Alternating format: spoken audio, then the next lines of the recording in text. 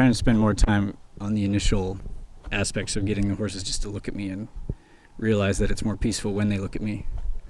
So that when I pen, they just look at me and then maybe come toward me. And I'd consider that a toward me step. If it wasn't for this little bit greener horse, we'd probably have those two just looking at us. So I want to sort them out as a group so that the next time I catch them, they're a little bit more orderly. Like I'm trying to look at them as a trio, because they're going to run as a herd probably for the rest of their lives, as a 3-horse herd. You can see how he kind of wants to look everywhere but at me.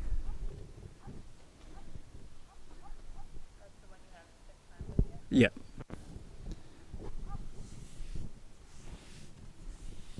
So the idea is to just be a little bit irritating until they look at you, and then be less irritating. And then you're trying to have a state, I guess, a state that is the state you want them to look for in you. And if his attention leaves, then I just ask for it back. But you can see how little pressure he can take.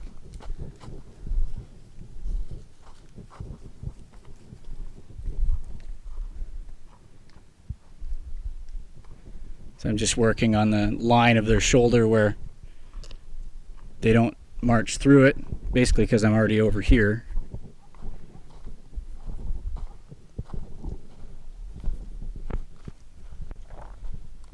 Probably makes sense if you can get both me and the horse in the frame too. So that's, you're zoomed all the way out. See, that's why the dolly or the crane will be good.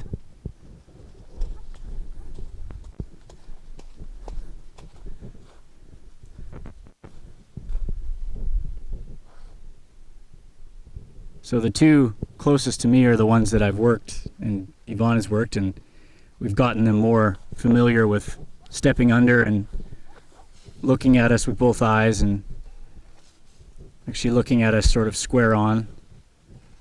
And this one we haven't worked. So I think now I'm going to cut the other two out. That one behind me, I haven't worked. The one that had no white on it. I worked the two tall, skinny dudes. Okay, so I'm going to work on just the one now. It's the one in the middle that I want to keep. I try not... Yeah, he's got bulgier eyes, and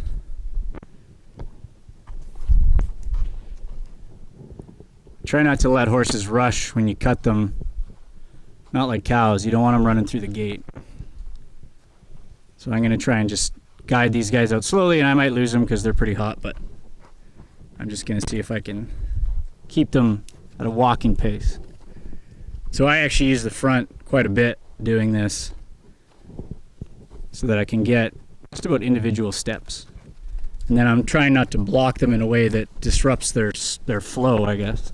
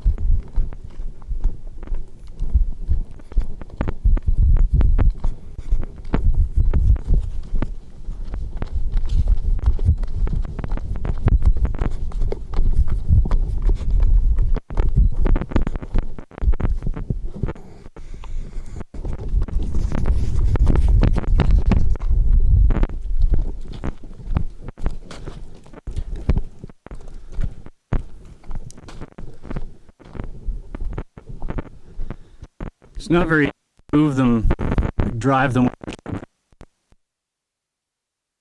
The greenest one just makes the other.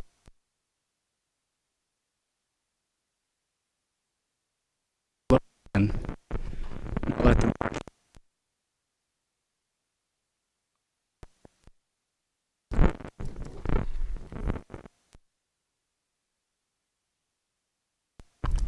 Try and respond to softer and softer movement.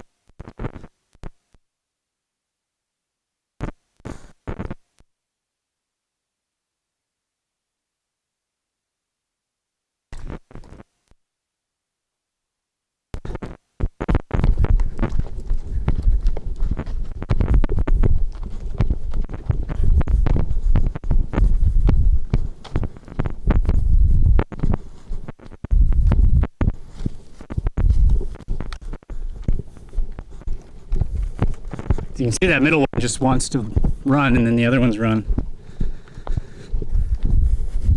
It's pretty common too, like you get herds where one horse just causes all the trouble. It's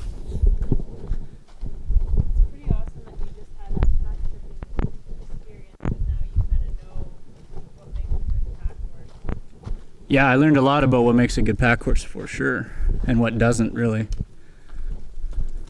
So I'm just in front of this horse's shoulder and letting that one through. These guys are pretty herd bound. And they're rammy too, because they were in a big herd. I don't think they got handled much.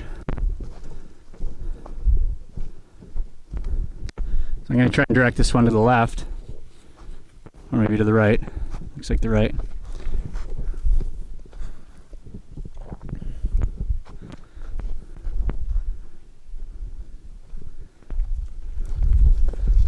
Trying to just make it a little bit less of an anxious departure.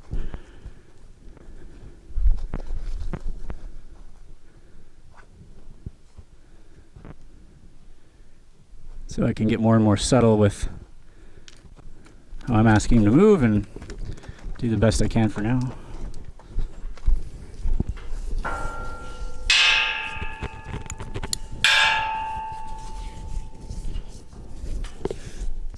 Okay, so this horse I basically handled for the 10 minutes that we've been here. How's the light, Em? So the whole goal is to get them to look, preferably with both eyes, and then turn their body towards you and actually stand there, sort of at attention. And as far as I can tell, that is hardwired to their behavior, we'll say, as a species, so that they can determine how the hierarchy of horses in the herd should be set up.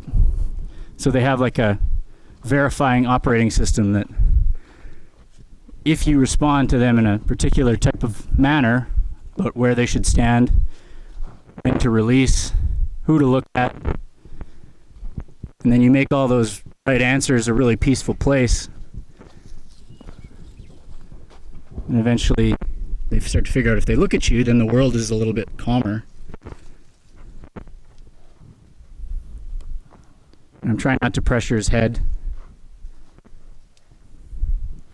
And then I'm trying to stay within the space where the pressure isn't too high for him.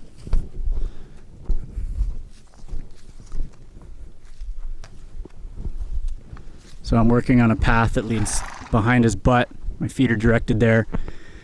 And I'm really asking for his hind end to move away from me. Yeah. And his eyes to come toward me. So you have their sacroiliac joint in front of their sacrum that moves like this. And then you have their pole joint, which moves like that as well. And then so if you disengage the hind end, the sacrum tilts on a horizontal axis, on a vertical pole, it twists, and then the head's allowed to as well. So you get them turning their hind end away, which if you've ever watched horses try to kick each other, they use their hind end mostly. Studs will use their front end, and I don't see it very often, where they strike with their front hooves. And then I'm just kind of making the wrong answer a little bit of a pain, but not so intense that he's getting more anxious, because mostly I want him to respond to me and feel of me. And so I'm trying to acknowledge the feel he's putting out. Bill Dorrance would call this indirect feel, in that you're not using a direct contact point. You're communicating in space, and I'm using a flag, which is, I would say, technically is a negative operant, which doesn't mean it's bad. It's just that when you get the right behavior, you make the thing go away. That's why I call it an irritant, because it's just a little bit, it brings life into the world, and the horse really wants its life to be peaceful at most stages. And so when he finds the peace, he's the happiest, as far as I can tell. And so you can actually hijack their reward system in a way and work with it by pairing the right behavior presentation with peace.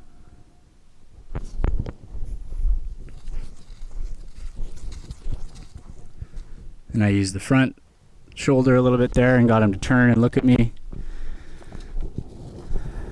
Anytime he's looking at me, I'm going to reward him, even if it's a little. You can see his ears there, and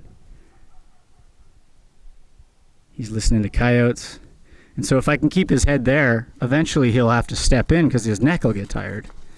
So you find that spot where he'll give you both eyes.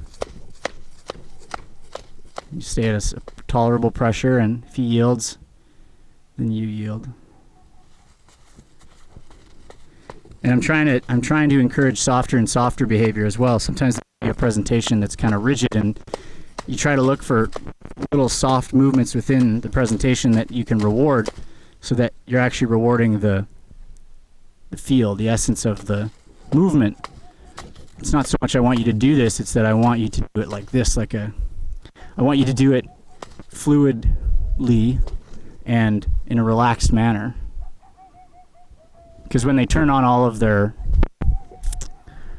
flight muscles, all their big muscle groups, they seize up a bit, and they're recruiting all of the energy they can in their body to do whatever they need to do to get out of the scary situation.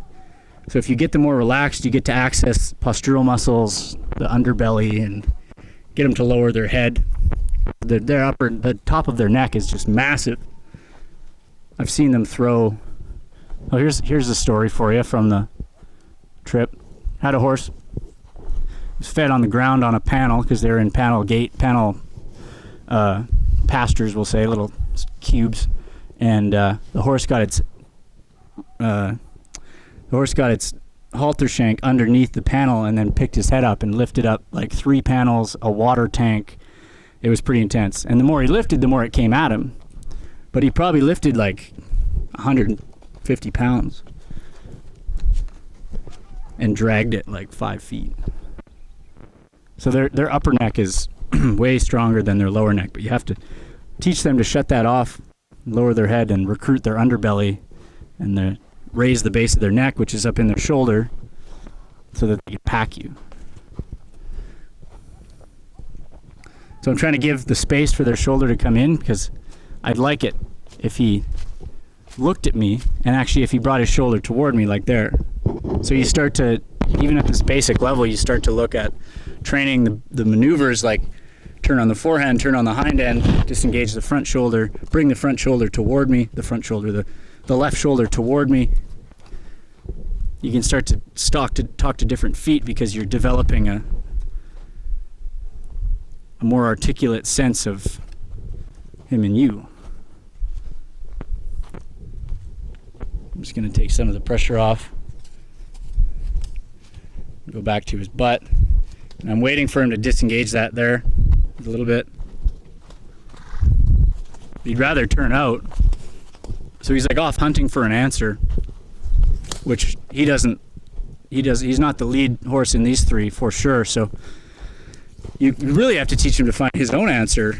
And some horses are far enough down the pecking order that they probably never did that. I guess maybe they never got the chance because they were in other dominant herds, but ish, yeah. And I was pretty released there, and then he looked at you, and then he looked away, and so I'm trying to just say yes when the answer is correct, and then not get in a state of punishment when it's incorrect, but create a motivation with the flag in my body for him to try another behavior that is closer to what I want. So there's I believe it's called successive approximation in behavior training, where you're rewarding successive approximations toward the goal. Because sometimes the question is too complicated and you have to reward the effort, basic attempt, and then also reward successive approximations, or proximal iterations would be another way to put it, where they're closer to what you wanted.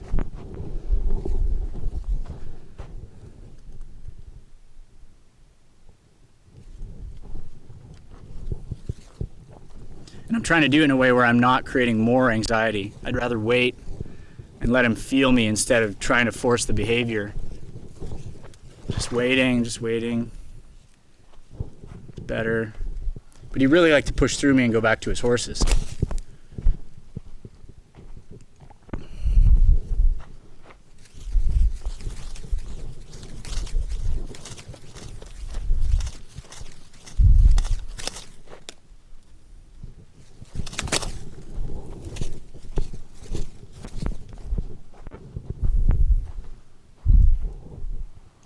I'm also trying to find the ceiling, because right below the ceiling is where you have the most recruitment of their interest in life.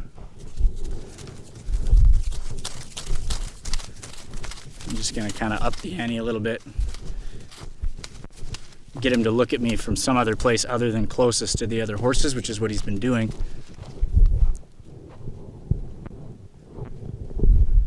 I'm careful not to reward too much push here, because he did bend toward me, but he'd also like to go the other way and push through me.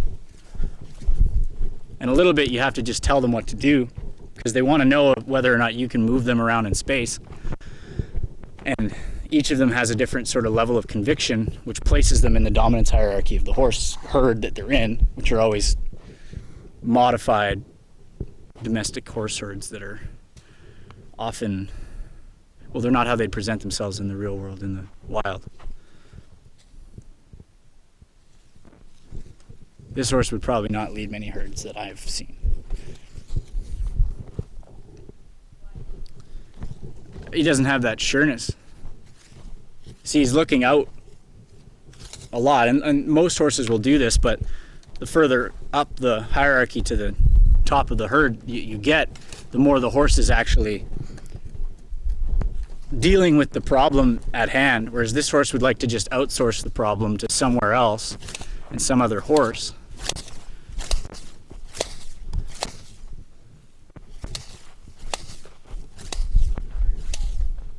Yep.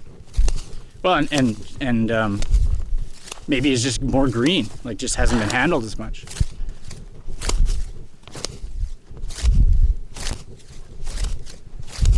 So I'm going to wait for him to give an offer. Yeah. Yeah.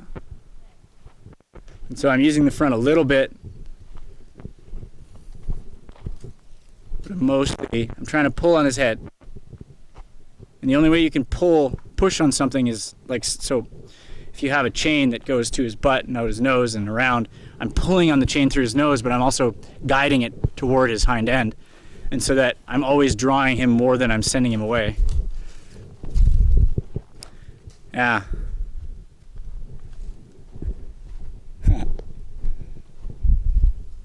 It's probably just a black blob, eh?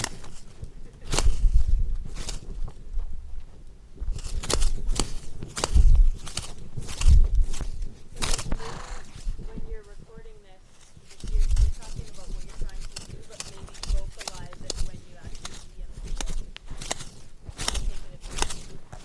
Well, I've been saying yeah. And you just wait until the flag's not on. Maybe if you say, yeah, he did, blah, blah, blah. Yeah. I'm not doing that? Oh. Huh. Say, yeah, there, he turned his head or whatever.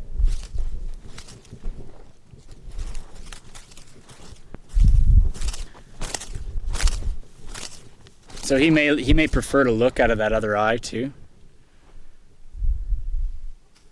I'll reward him there. We got any light in there? Good.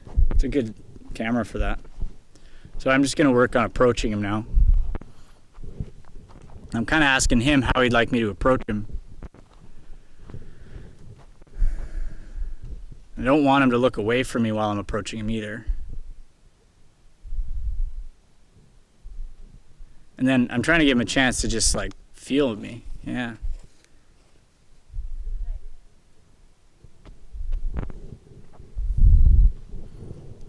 And then when he gets it, which that was one of the primary questions that I was asking him, is could you look at me to the point where you disengage your hind end and just point right at me and keep both ears and both eyes on me. And then once I can kind of get his attention, I can just habituate him a little bit to me and let him know that I have fingers, which is a huge training bonus. And I'm kind of just ignoring the fact that he's pretty rigid. Just happy that he's tolerating me around him. This leg is cocked. He's like leaned away from me. I might get him hooked on for a little bit.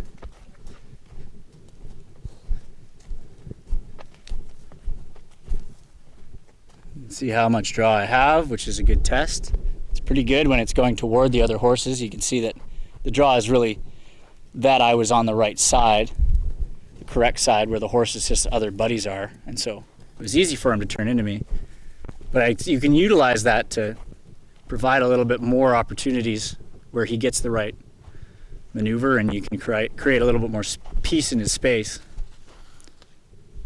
And you do that in subtle ways too, like you shut off the sort of, I don't know, intention machine in you too, and just neutralize and stare at the horizon behind you or whatever, behind the horse, and just kind of flatten out and soften your gaze and flatten out your mood and just kind of be there. Because mostly horses are just like around each other eating grass.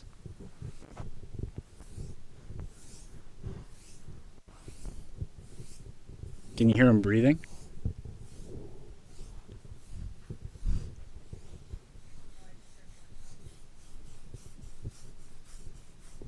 Let me try the other side. I found an itchy spot, so that helps.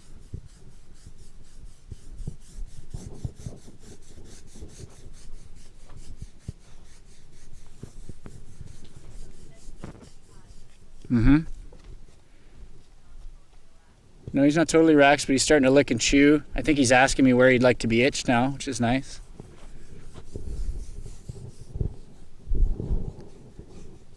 They'll pick their leg out of it and give you a little space, like in their armpit or in the crook of their leg, to scratch. You really do have to get them thinking that you're useful and that you're worthy of some attention. And that's for him. And you're gonna have to put a cinch under here, so you might as well get it relaxed. And now I'm getting him used to left and right eyes. This is pretty good. He's keeping on the bend. He's interested in me, staying with me. So we're starting to see positive changes.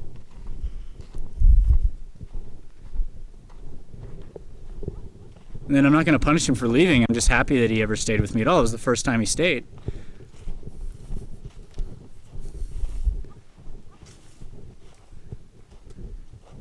He's getting a little bit more sort of accessible, laterally accessible.